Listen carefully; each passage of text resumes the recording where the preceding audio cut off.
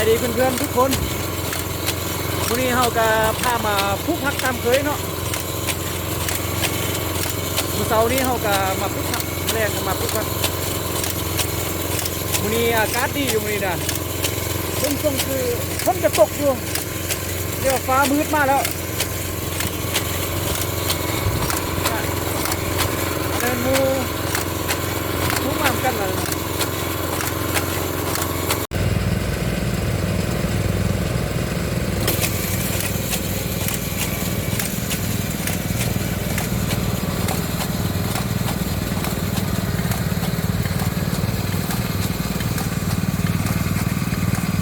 แล้วพี่น้องผ่านไปสละ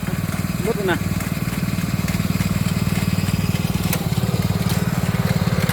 ได้เจ๊มือเมื่อยบ่มึงเนี่ยฮะเมื่อยบ่เมื่อยอ่ะมือนี้ฮอนใต้กระโดดกระเดียโซ่เต็บ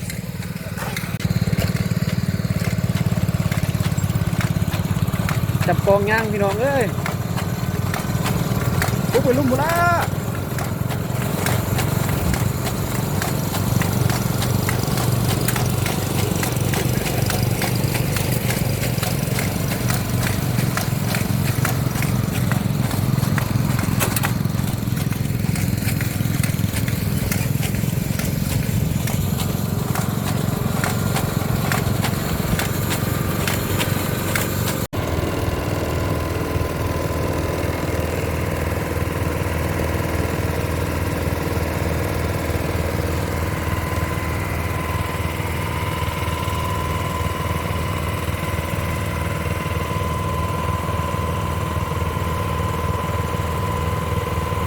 ตัวนี้เป็นตัวส้นสุดมันเนาะส้นสุดมันรถมันแป้งอะไรมันคาดตาลิงเอาคนนี้แป้งก่อน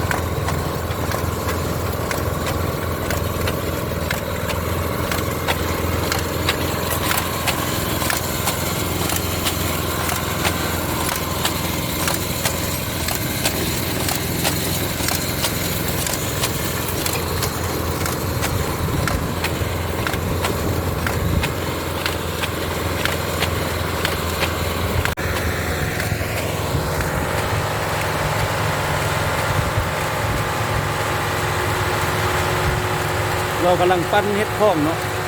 ปั้นเป็นคล้องแล้วมือไปเอารถอันนี้มาปั้นรถนี้มาปั้นแล้วก็เอารถมาเฮ็ดคล้องอีกบ้านนั่นนะ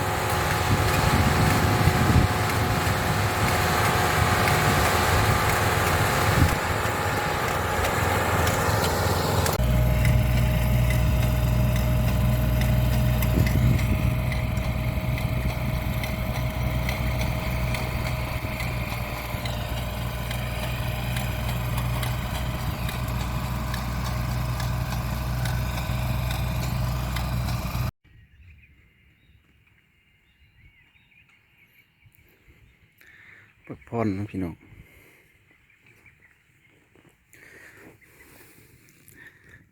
เบิ่งไหมพี่น้องอันนี้เพิ่นเฮ็ดคล้องเพิ่นบ่ได้เฮ็ดคล้องอะลาเด้นี่มันจะใส่ปุ๋ยพร้อมเพราะว่าปุ๋ยมันจะไหลลงบนหูรถมันไหลลงเองไหลลงผู้เดียวมันบานปุ๋ยไปพร้อมมันบ่แม่นเฮ็ดคล้องขี้ดินอะลาเด้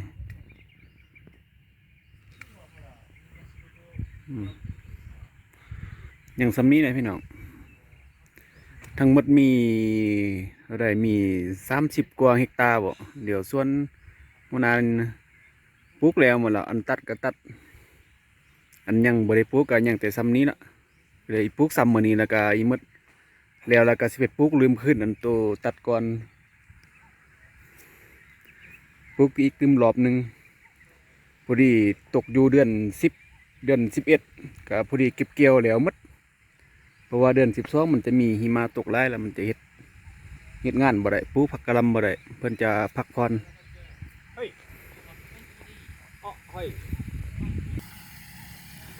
นี่นะปุ๋ยเพิ่นเอาไปบ้านเฮ็ดของปุ๋ยตัวนี้แหละตัวนี้ใส่ไหนนี่ปุ๋ยใส่ไหนทั้ง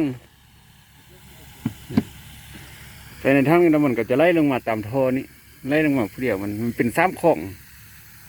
3 ของมันก็ไล่ออกจากหูนมันก็จะมีระบบเปิดของมันปุ๋ยเขาใส่ไหนนะปุ๋ย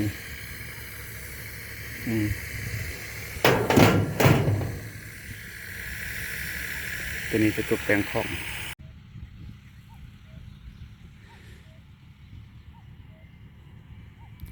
กว้างพี่น้อง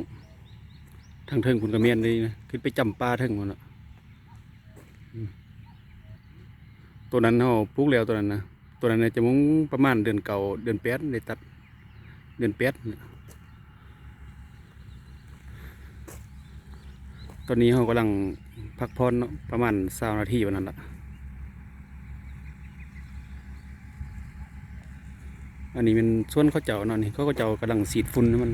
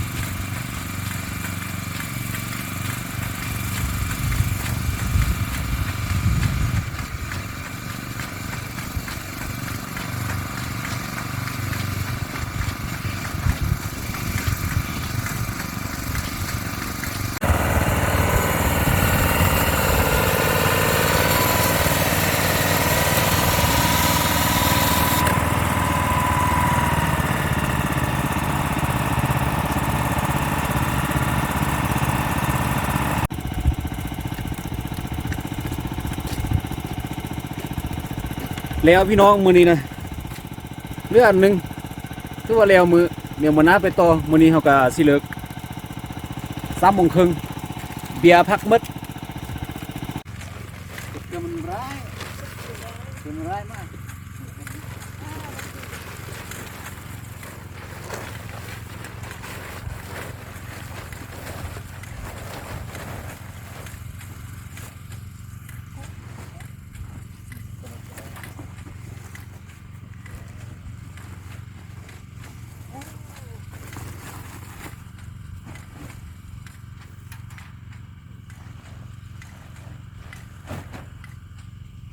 จะอ่อทำไมอ่อทำไม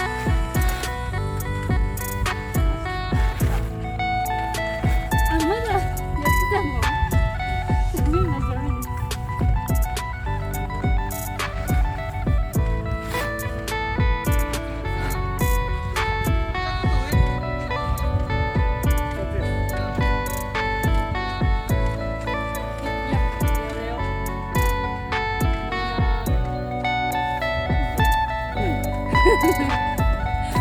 แล้วพี่น้องเอ้ย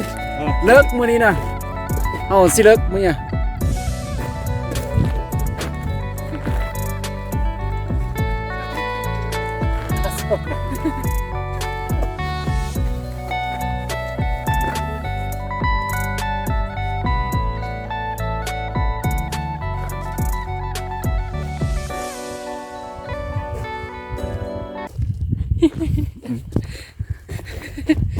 เอายัน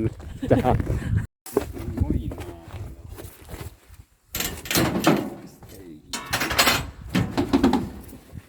นี่นะพี่น้องเนาะเฮาก็มาฮอดนี่แล้วเนี่ยเฮาก็มาฮอดเฮาหรอกสิเอาแต่นี่เมียนไว้บ่เนี่ย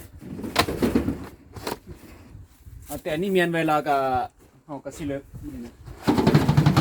ไปอาบน้ำอาบในกินข้าวนอน กินข้าวแล้วกินน้ำล้างมือ